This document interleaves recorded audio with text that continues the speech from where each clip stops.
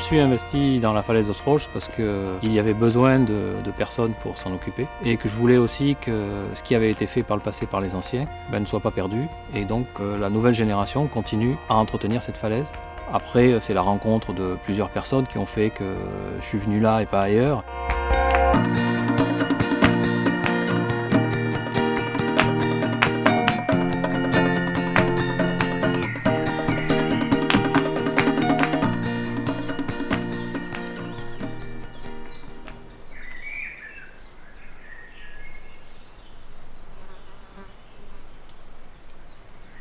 Il faut compter en moyenne entre 10 et 15 jours pour entretenir une falaise qui fait 1 km de long avec 250 voies. Et encore, c'est un entretien minimum. C'est obligatoire d'être aidé.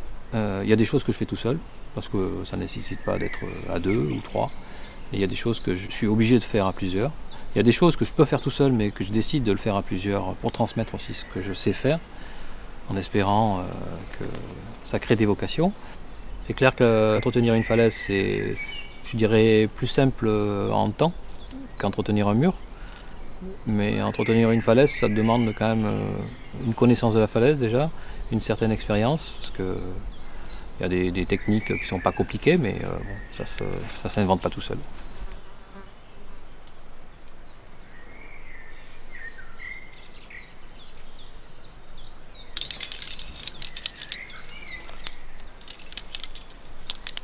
C'est vrai que je suis la référence. Sans moi, les choses ne se feraient pas parce que les gens ne prendraient pas l'initiative. Mais avec moi, les gens viennent et le font. Gérer une falaise, c'est quand même assez technique. Il y a quand même des savoir-faire qui sont peu fréquents chez les grimpeurs. Et si tu n'as pas une personne à la tête dynamique qui voit de loin, une vision à long terme, qu'est-ce qu'il faudra faire l'année prochaine, qu'est-ce qu'il y a d'urgent en ce moment. Donc il y a une purge à faire parce qu'il y a un bloc qui menace, qui tombera peut-être dans 10 ans, mais qui menace, il vaut mieux le faire tomber maintenant. Ça, il faut forcément qu'il y ait une personne qui connaisse la falaise sur le bout des doigts et qui anticipe les menus travaux qu'il y a à faire.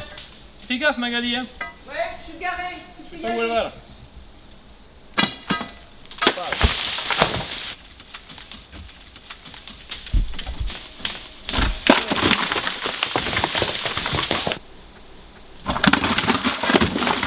Oh la vache! Le problème des cailloux qui viennent se recoincer plus bas, c'est chiant.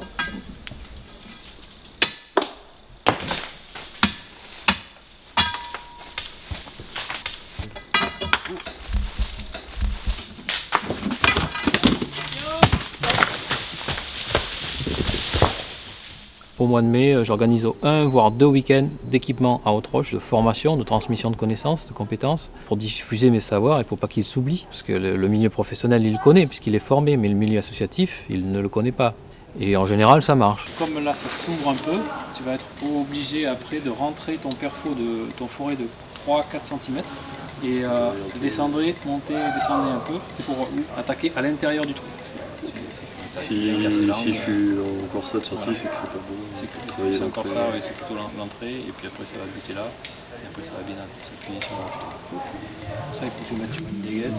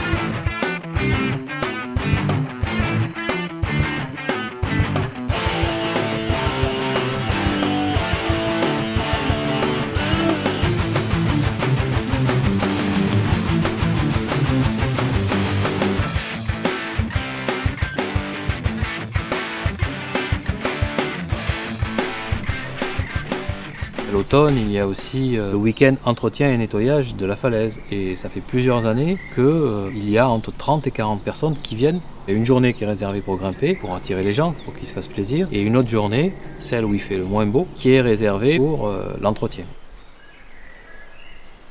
Ce qui est intéressant en tout cas dans la falaise d'Autroche et qu'on a vraiment voulu développer nous, c'est faire le lien entre les grimpeurs et les villageois qui habitent en bas. Et c'est très important parce que souvent les villageois ne connaissent pas les grimpeurs et les grimpeurs ne connaissent pas les villageois et chacun se critique dans son coin. Pas très, très constructif.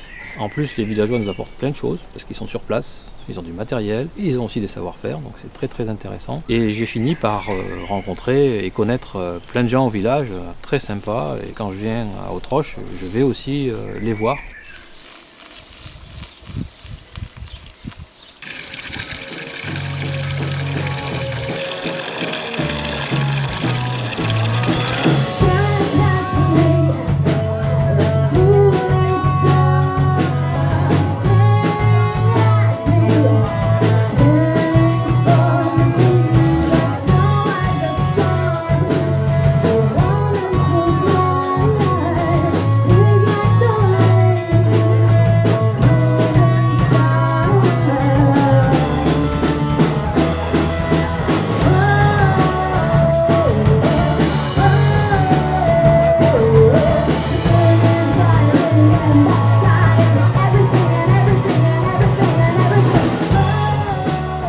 La fête des falaises est organisée en partie avec l'association Autroche Découverte, mais aussi en partenariat avec tous les grimpeurs FSGT. L'association s'occupe de faire les courses et de préparer un repas, mais on est aussi aidé par les bénévoles de Paris qui viennent aussi bien pour servir que le lendemain pour faire du rangement, avec une ambiance très conviviale.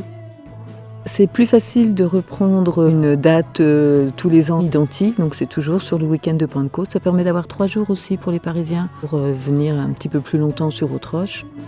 L'intérêt de cette fête des falaises, c'est de créer du lien entre les gens du village et les Parisiens qui viennent grimper, mais c'est aussi de faire quelques petits bénéfices pour pouvoir injecter ces bénéfices. Donc on entretient le camping, on a fait aussi les toilettes sèches, on a acheté un petit peu de matériel s'il y a des gens qui veulent grimper, on puisse prêter du matériel, mais c'est essentiellement pour créer du lien, que les gens de Paris viennent aussi parce que le village est très joli, le site est superbe et qu'ils aient envie de revenir. Et c'est aussi agréable pour les gens du village de voir du monde, ça fait une animation qui est toujours plaisante. On a senti quand même que les villageois avaient redécouvert cette falaise, qu'ils pensaient que c'était une petite falaise alors que en Bourgogne ça commence à être une grosse falaise. Donc ils en sont assez fiers et ils essayent aussi d'en faire la promotion.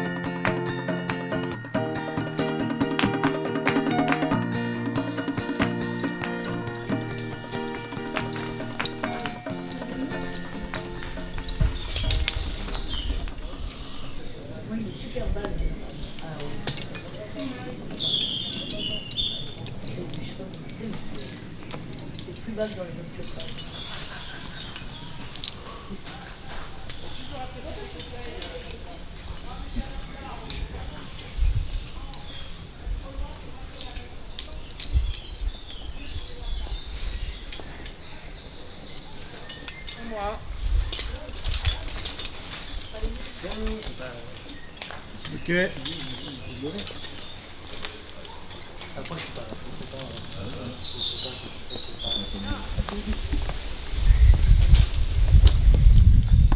Super. Il y a un petit peu un peu de retard. Je ne me rappelais plus. Il y a un truc en épaule. Il faut monter, mettre en épaule, et après transférer et reprendre. Alors on va voir ça. J'ai travaillé sur la falaise une quinzaine d'années, j'ai ouvert 98 voies. J'ai dû en équiper 100 ou 120 avec l'aide du club évidemment. Ce qui me fait plaisir, c'est de voir des gens qui n'étaient pas nés quand j'ai commencé à ouvrir la falaise et qui sont là finalement dans cette espèce de feeling falaise nature qu'on ne retrouve plus dans beaucoup de clubs, dont le mien, à Annecy, où les gens sont plutôt consommateurs de murs. Du partage comme à Haute-Roche, j'en trouve nulle part ailleurs. J'y croyais pas au départ. J'étais un peu pessimiste en me disant oh, maintenant qu'on est passé nous, qu'est-ce qui va se passer derrière? On s'imagine toujours qu'on est les derniers. Et en fait, moi je m'aperçois que c'est vraiment super quoi, parce que ça continue et même ça explose.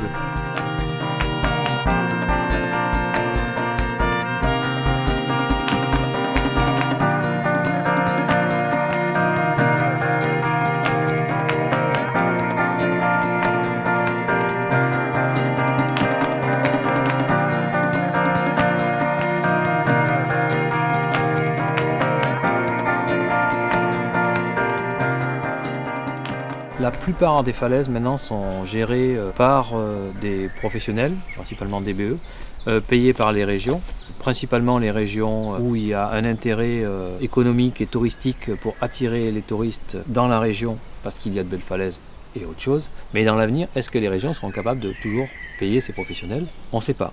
Et donc c'est important qu'on garde ce savoir-faire dans les fédérations, que ce soit la FSGT, la FFME ou le CAF, et de continuer à essayer de le diffuser. Donc c'est pour ça qu'à Haute-Roche, j'essaye de garder cette gestion associative. À Haute-Roche, c'est une gestion associative purement bénévole.